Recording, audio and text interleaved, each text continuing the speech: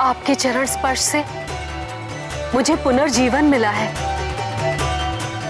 आप मेरे लिए नारायण स्वरूप है प्रभु।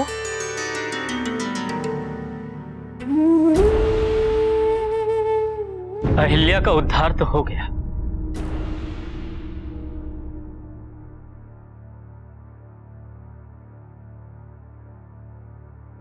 स्वामी,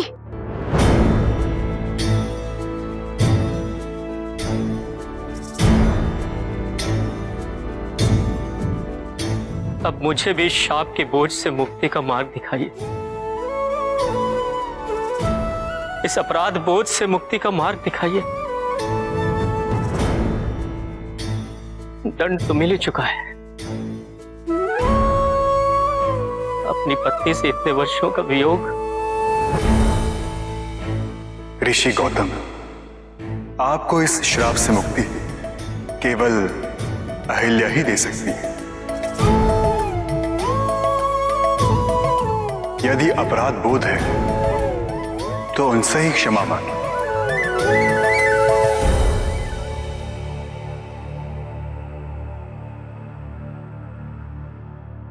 अहिल्या, क्रोध के कारण उचित अनुचित में अंतर कर पाने में मुझसे भूल हुई है। न्याय सूत्र की रचना करने के बाद भी तर्क का उपयोग न कर पाने से मुझसे बहुत बड़ा अनर्थ हुआ है। मैं केवल तुम्हारा नहीं, इस समाज का, इस संसार का भी दोषी हूं।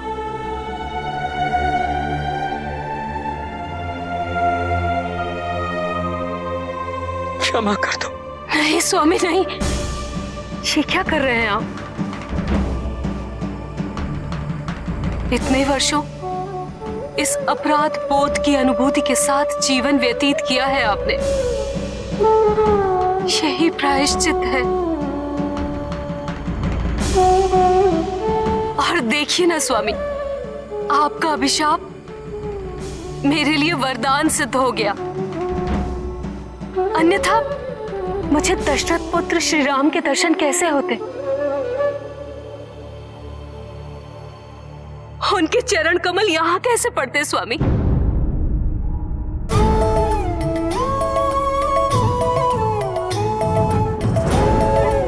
और इस आश्रम के भाग कैसे जागते? राम राम राम राम राम राम राम।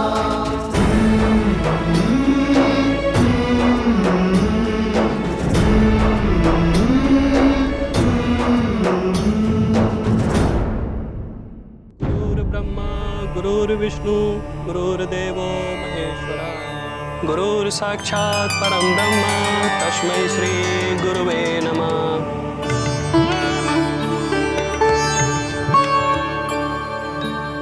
राजकुमारी सीता,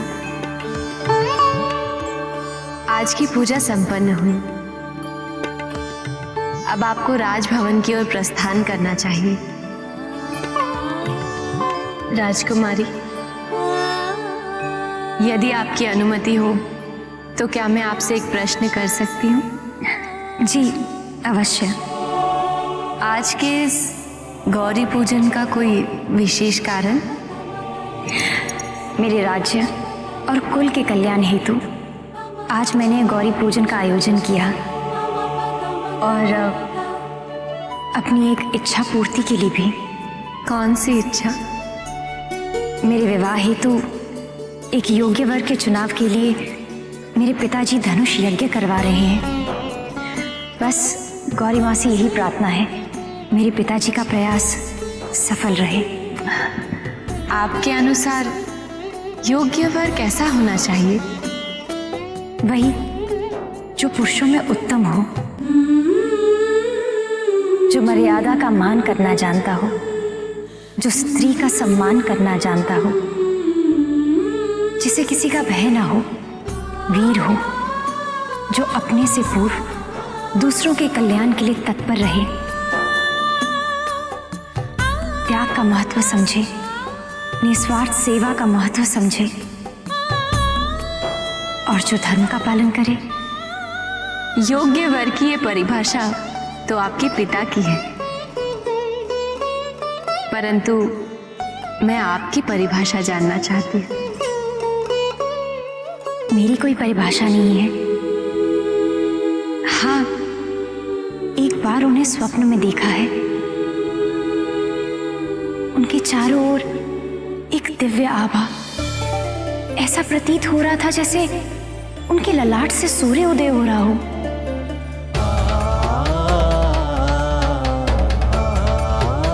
मेरी केवल यही इच्छा है, वो जो भी हो, जहां भी हो,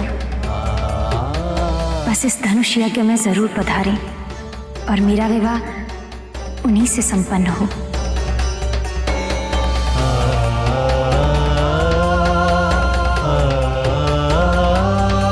हे गौरी मैया, मेरे इस भवन में अब शीघ्र उनका पदार्पण हो।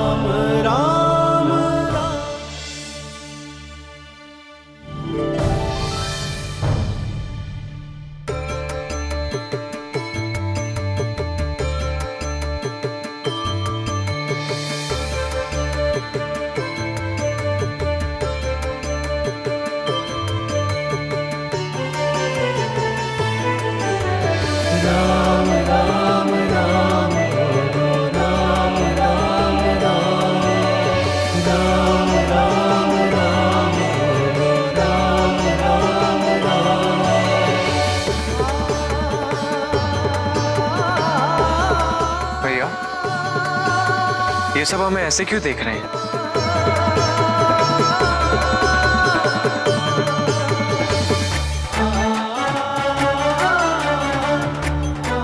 भैया,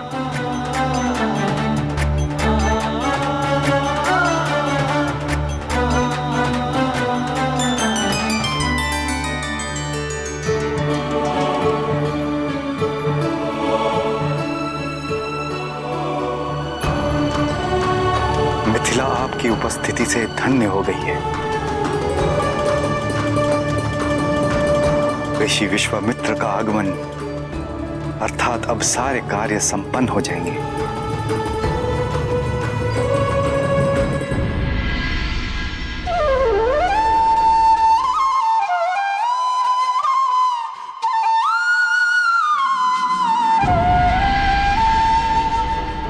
राजर्षि जनक को राम की दिव्यता का आभास हो गया है।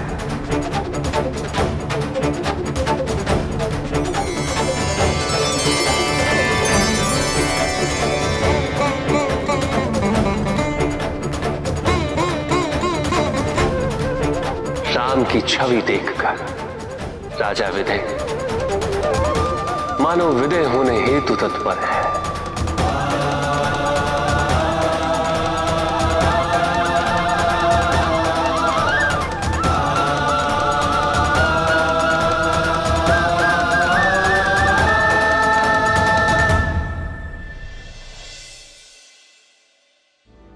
अयोध्या नरेश राजा दशरथ के पुत्र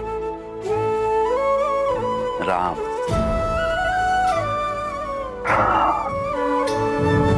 रघुपति राघव राजा राम, परम कृपालु दया निधान। रघुपति राघव राजा राम, परम कृपालु दया निधान। ताड़का वध हेतु मैं इन्हें राजा दशरथ से मांग के लाया था, प्रशिक्षित किया। तत्पश्चात इन्होंने ताड़का का वध करके मेरे यज्ञ को संपन्न किया। राम राम राम राम। और मुझे ही नहीं, अपने कुल को भी गौरवान्वित किया। तत्पश्चात आपके द्वारा आयोजित धनुष यज्ञ की सूचना हमें प्राप्त हुई, इसलिए हम मिथिला चले।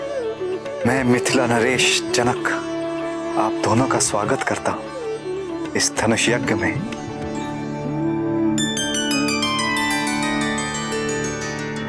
अर्थात मेरी पुत्री सीता के स्वयंवर में।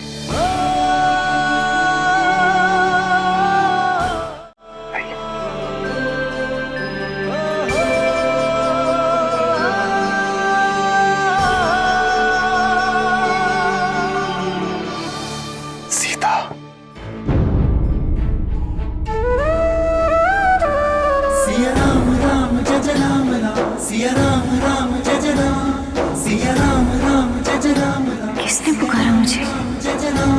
सिया राम राम जय राम राम, सिया राम राम जय राम, सिया राम राम जय राम राम, सिया राम राम जय राम।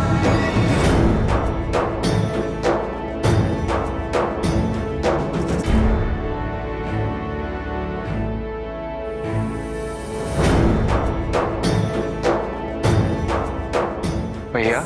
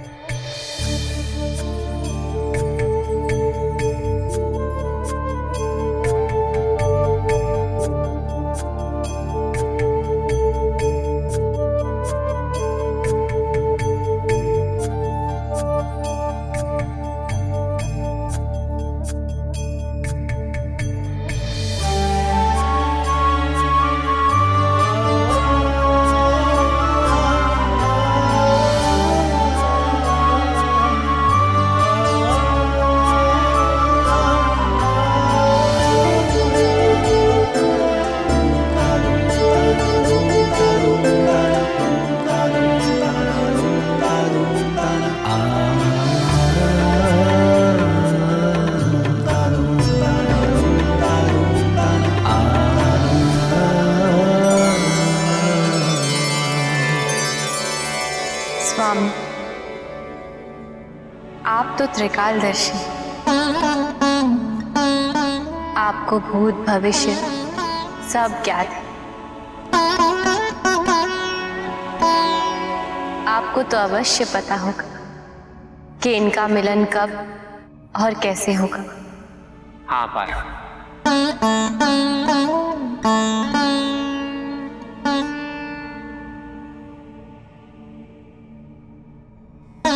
आप में और हम में यही तो अंतर है स्वामी।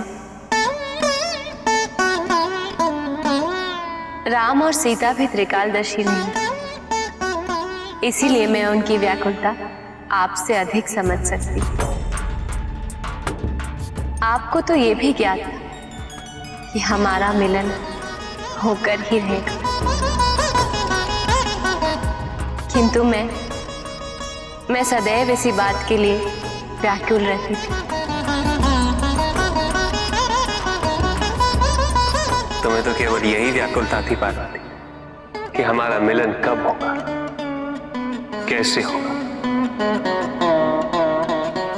और होगा भी या नहीं।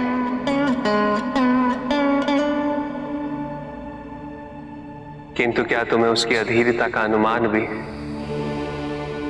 तो ये जानता हो कि उसका मिलन तुमसे निश्चित है। क्या उसकी व्याकुलता तुम समझ सकती, जो उस क्षण को स्पष्ट रूप से देख सकता हो और परिणाम स्वरूप उसे समय की गति मंद प्रतीत होती है। त्रिकालदर्शी होने का अर्थ ये नहीं है पार्वती कि मैं प्रेम की भावनाओं से वंचित हूं। आपको प्रेम करना भी तो हम ही ने सिखाया है स्वामी। आपको स्मरण है, सती के रूप में आपसे विवाह करने के पश्चात कैलाश जाते हुए हम एक रात वन में थे।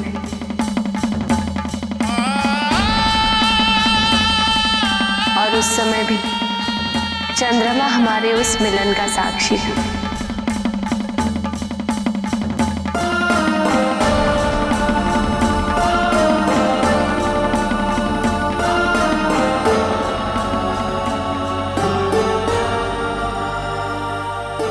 और आपने हमसे सुखी दाम्पत्य जीवन के लिए 3 वचन मांगे थे। हाँ, ये कि तुम सदैव मेरी आज्ञा का पालन करोगे, मुझसे असत्य नहीं कहो और कोई भी बात मुझसे गोपनीय नहीं रखोगे। हमने आपको 3 वचन दिए थे, फिर भी तोड़ दिए, किंतु हमें यह ज्ञात था कि हमारा पुनः मिलन निश्चित है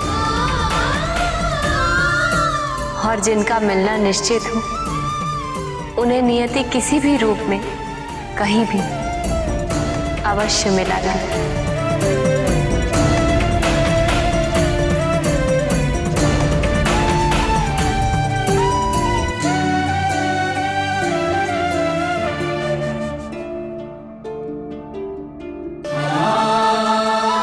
जैसे राम और सीता।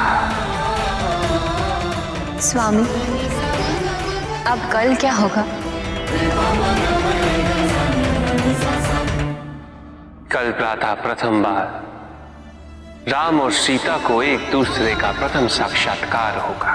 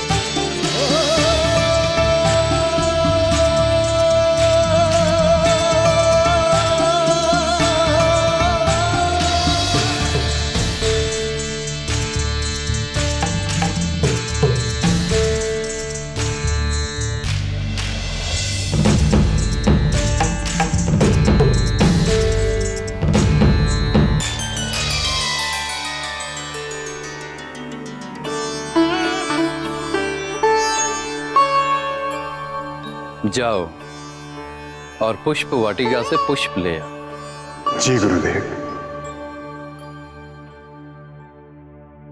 प्रणाम माँ। जी धीरो, जाओ गौरी दर्शन कर लो। जी माँ।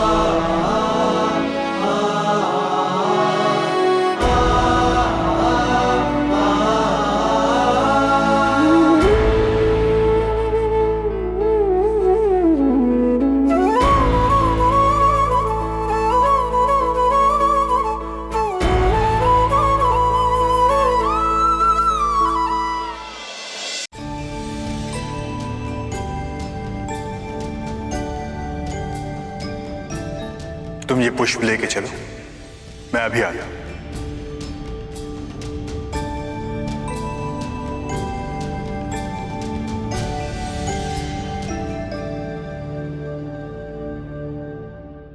सिया राम राम जय जय राम राम, सिया राम राम जय जय राम, सिया राम राम जय जय राम राम, सिया राम राम जय जय राम, सिया राम राम जय जय राम राम, सिया राम राम जय जय राम, सिया राम राम जय जय राम।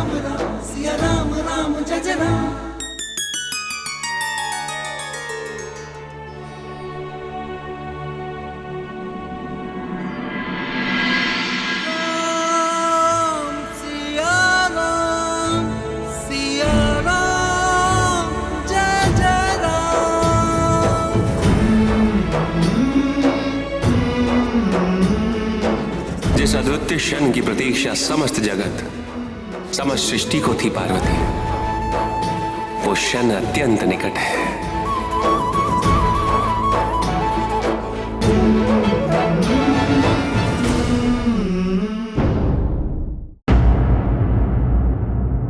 एक दूसरे के इतने समीप वो पहले कभी नहीं आए,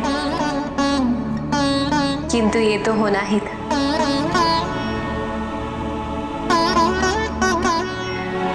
स्वामी, आप ही हमारे नेत्र हैं, आप ही हमारी वाणी।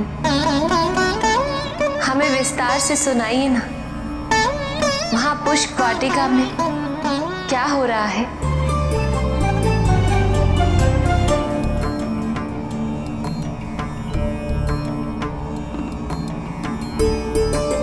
वाणी के नेत्र नहीं होते पार्वती, और नेत्रों की वाणी नहीं होती। शब्द अतीत दृश्य है, शब्दों से अभिव्यक्ति नहीं होगी। तब भी सुनो, एक दिशा में राम है, एक दिशा में सिया।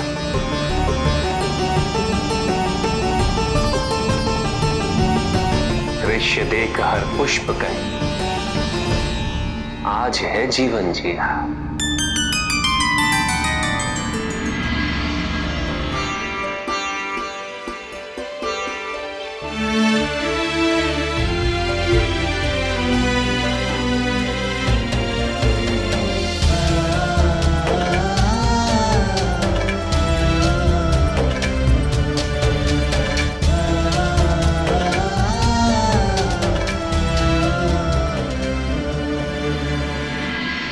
राम यहां पे है खड़े,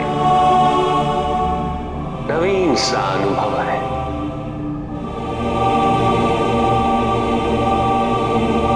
नवीन दिखती हर दिशा, नव यौवन उद्भव है।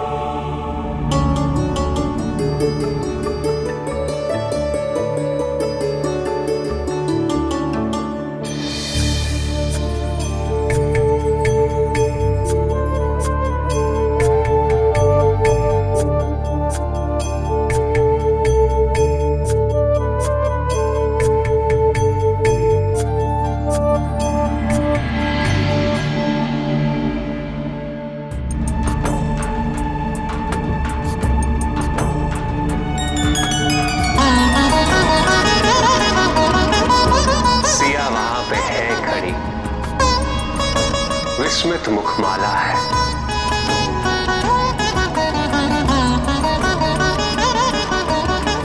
चारों दिशा निहारती मानो मृगबाला है।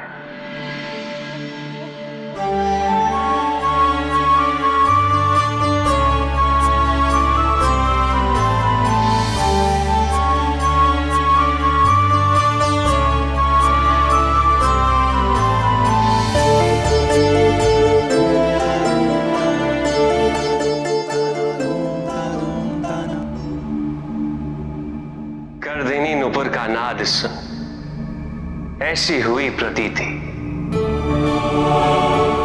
मानो कामेश्वर ने बदली जग की नीति।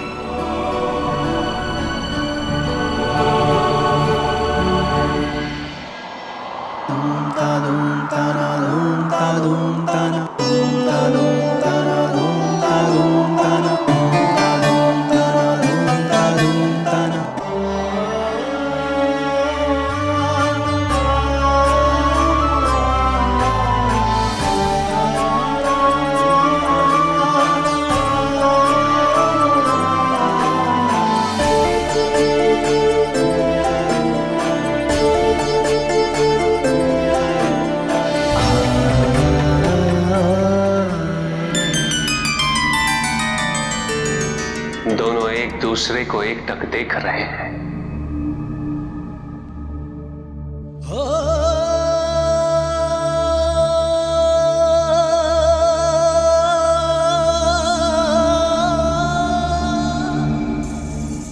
सीता का मुख चंद्रमा, राम के नयन चकोर, राम का मुखारविंद सिया में लाया यौवन भोर।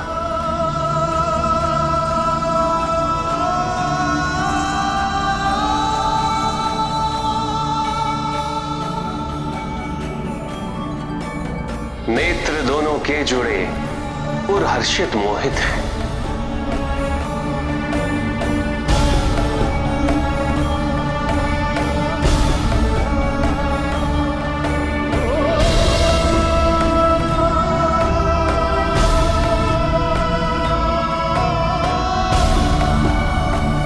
रोके ये पग ना रुके,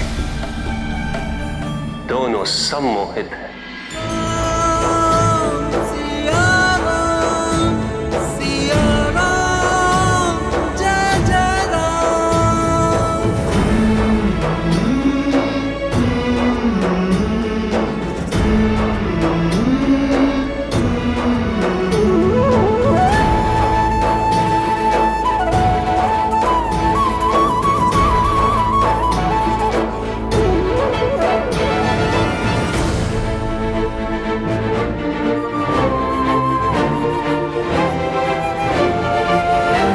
राजकुमारी सीता, भैया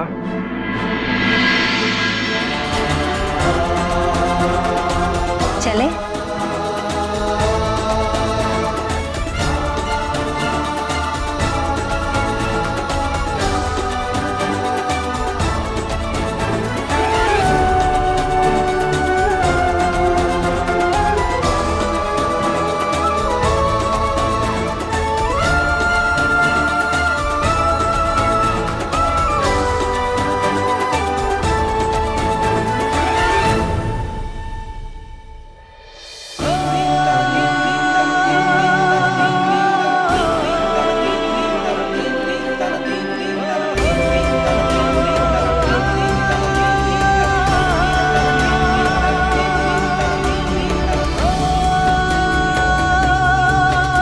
तुमसे कुछ मांगने आ रही हैं पार्वती।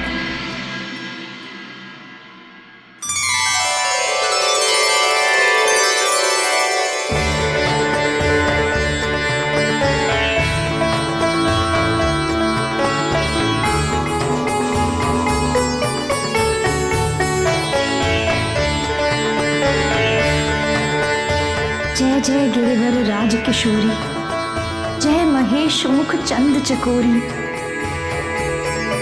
जय गजवंदन सदानन माता, जगत जननी दामिनी दुतिगाता। हे माता, तू न आदि है न अंत है, वेदों के परे मातु तव सार स्वच्छंद है।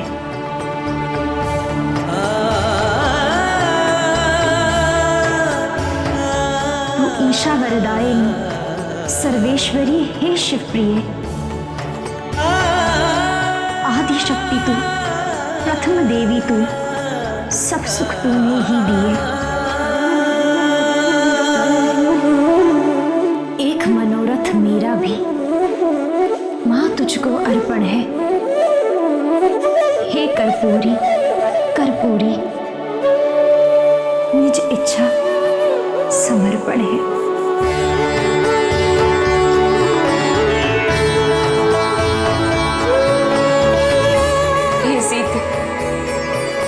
मेरा सच्चा आशीष तुम्हें अर्पण है।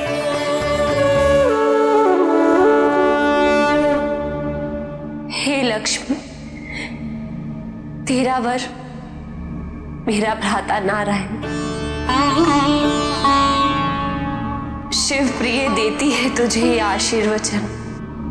सुन विष्णु प्रिय,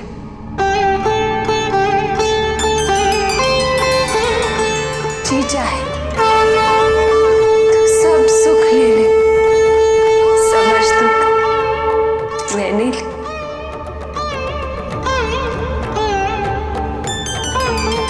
जो मन में है तेरे ये जान की, वो मैं जान चुकी हूँ। तुझे वरदान दो ऐसे वर की बात है मेरे सम्मान की।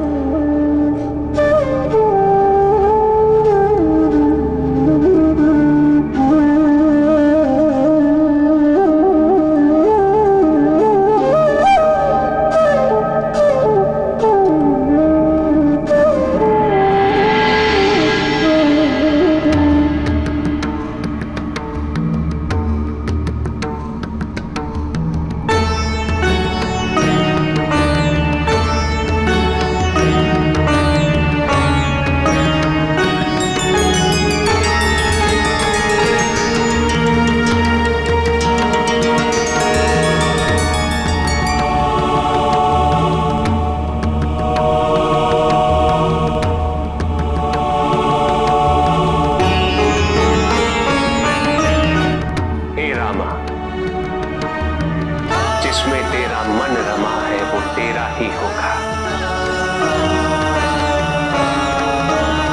राम नाम से पूर्व सदा अब नाम सिया का होगा।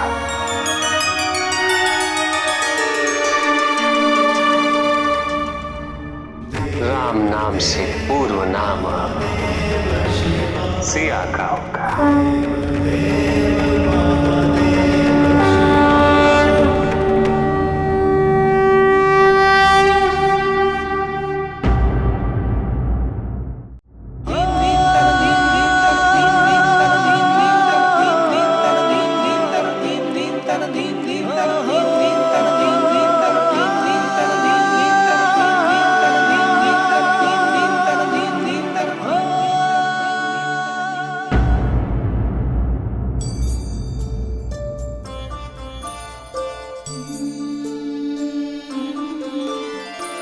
स्वामी, हमें कार्तिकेय और गणेश को देखने की बहुत इच्छा हो रही है। वो अपने विवाहित जीवन में सुखी होंगे या नहीं? देवसेना, सिद्धि और बुद्धि, वो तीनों भी सुखी होंगे या नहीं? मैं देख सकता हूं पार्वती, वो सभी सुखी हैं। आपको उनसे पुनः मिलने की इच्छा नहीं होती?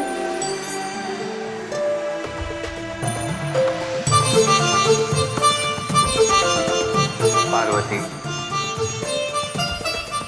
गणेश और कार्तिक दोनों अपने दायित्व की पूर्ति कर रहे हैं।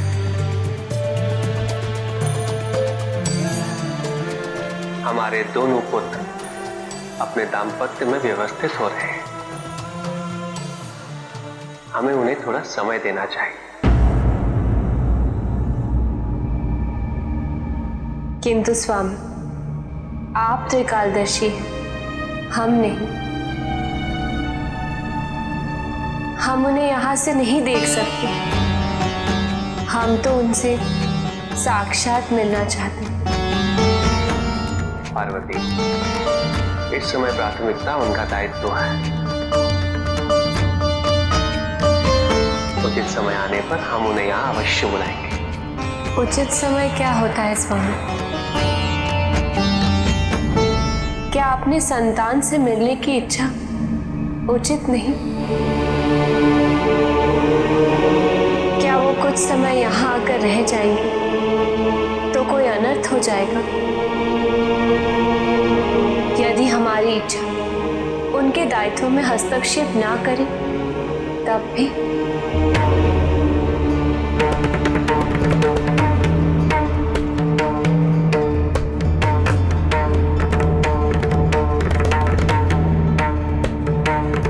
जैसी आपकी इच्छा। कदाचित हमारी इच्छा उतनी महत्वपूर्ण नहीं।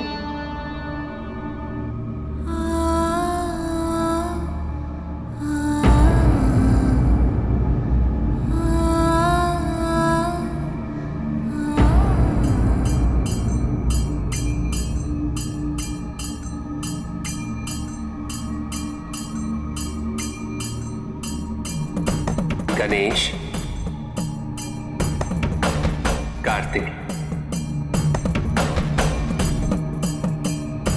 पुत्रों जिसके लिए तुम दोनों प्रार्थना कर रहे थे वो स्वीकार हो गई। तुम्हारी माता को तुम दोनों से मिलने की प्रबल इच्छा हो रही है, इसलिए मैं तुम्हें आदेश देता हूं कि शीघ्र अतिशीघ्र कैलाश पधारो। अवश्य पिताजी, मैं शीघ्र ही प्रस्थान कर रहा हूं।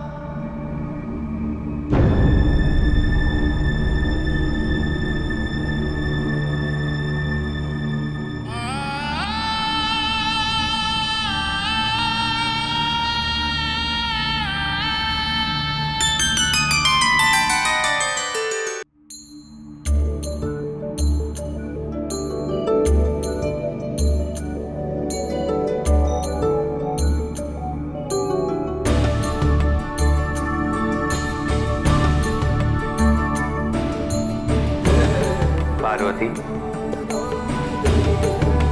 इतने व्यंजन? आज कोई विशेष दिन है क्या? हमारे स्वामी तो त्रिकालदर्शी, फिर ऐसा प्रश्न क्यों? मैं तो त्रिकालदर्शी अवश्य हूं और मुझे सब ज्ञात है, किंतु तुम्हें कैसे ज्ञात है कि आज क्या होने वाला है? तुम्हें तो कोई समाचार भी प्राप्त नहीं हुआ है। माँ के हृदय को समाचार की आवश्यकता नहीं, वो अपने संतान से सदैव जुड़ी रहती। माँ,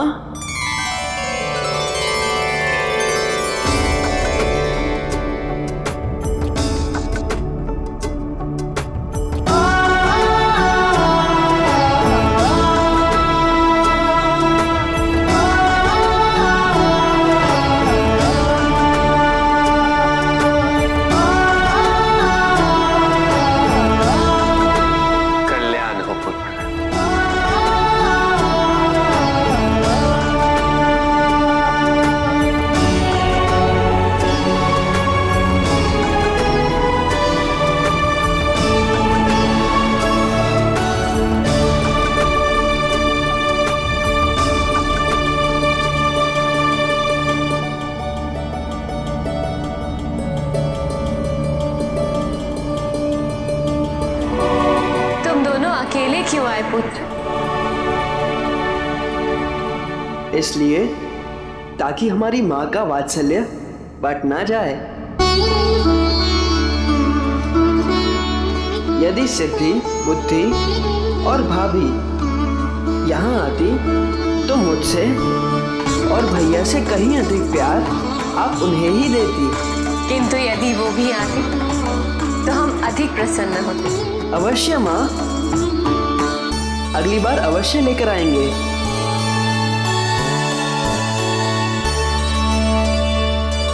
इस बार हमारा मुख्य उद्देश्य राम कथा में सम्मिलित होना है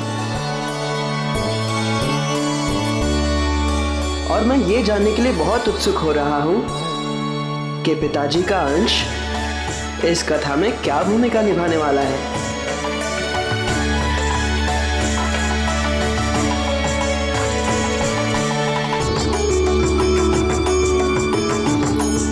कार्तिकेय, गणेश, विवाह के उपरांत तो आप दोनों हम सभी को भूल ही गए। विवाह के उपरांत कुमार और गणेश के लिए एक नंदी ही शेष रह गए स्मरण करने हेतु।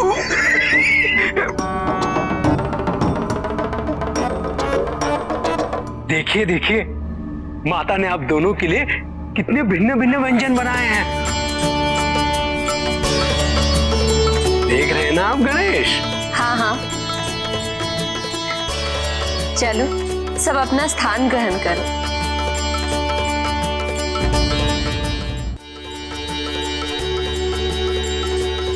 भोजन ग्रहण करो।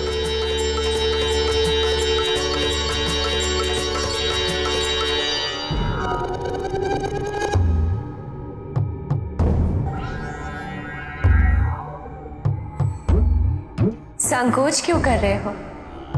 भोजन शुरू करो।